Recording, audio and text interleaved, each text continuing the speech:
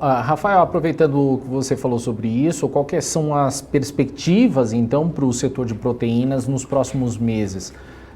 A demanda internacional por carne, expansão das atividades em nível global, elas devem ajudar as empresas que atuam nesse segmento e os resultados eles devem ser impactados positivamente? Não, com certeza. Demanda é um ponto muito importante.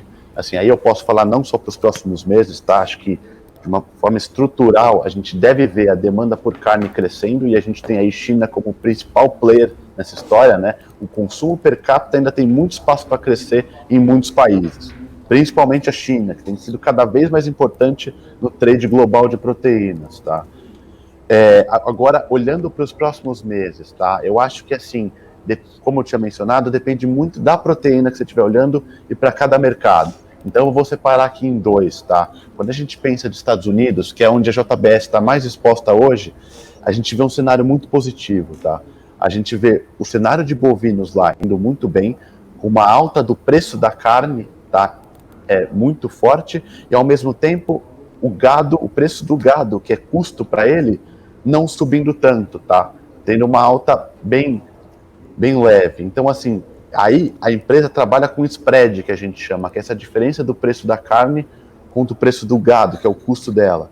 Então, assim, ela tem ido muito bem, o spread tem ampliado muito com essa demanda forte nos Estados Unidos por carne, tá? Isso vale para frango também. Aqui um pouco menos, porque o grão que a gente comentou antes, o milho e a soja, são custos, o principal custo para frango, tá? Isso tem aumentado, mas o preço tem mais que compensado, tá?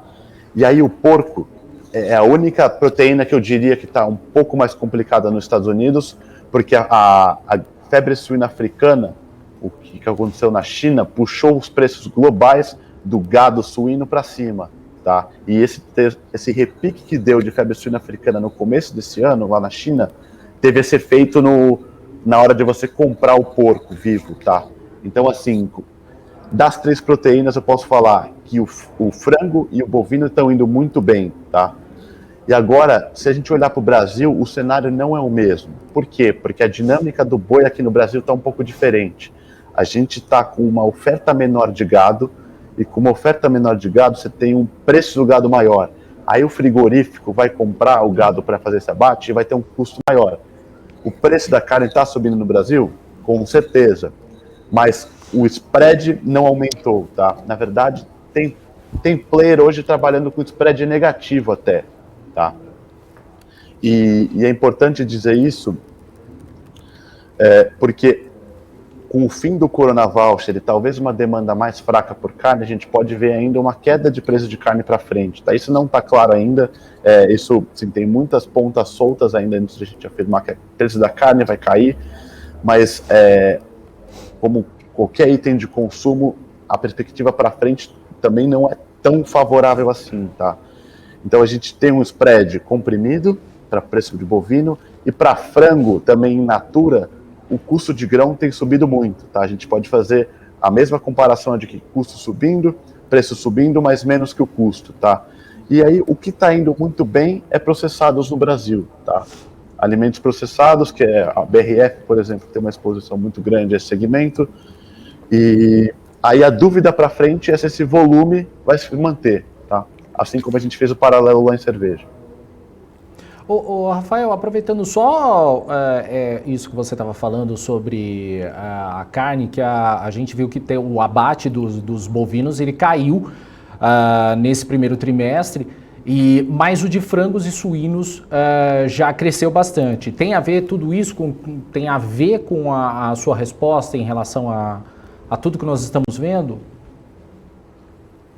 Com certeza tem a ver, tá? Quando eu mencionei aqui o ciclo do bovino, é exatamente isso. Como que funciona, né?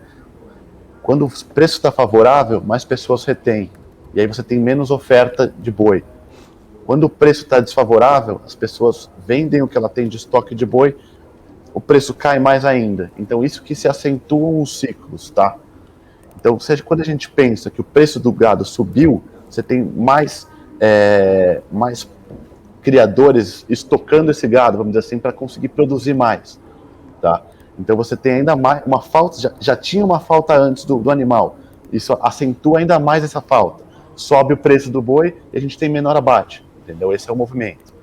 E agora no frango a gente tem um aumento porque as empresas têm aumentado o alojamento. O que é isso? É aumentado a quantidade de pintinhos produzidos, já pensando nessa oferta, desculpa, nessa demanda maior vindo para frente, ela se adianta, aloja mais pintinhos, e aí você tem esse abate maior, como você mencionou, tá? Agora, também tem a ver com o fato do abate de frangos, por exemplo, ele atingiu um patamar histórico agora, né? Iniciado em 97. Ou seja, isso contribui também para a queda da carne? Eu acho que não necessariamente contribui para a queda da carne, tá? Porque são pontos que andam muito juntos, né?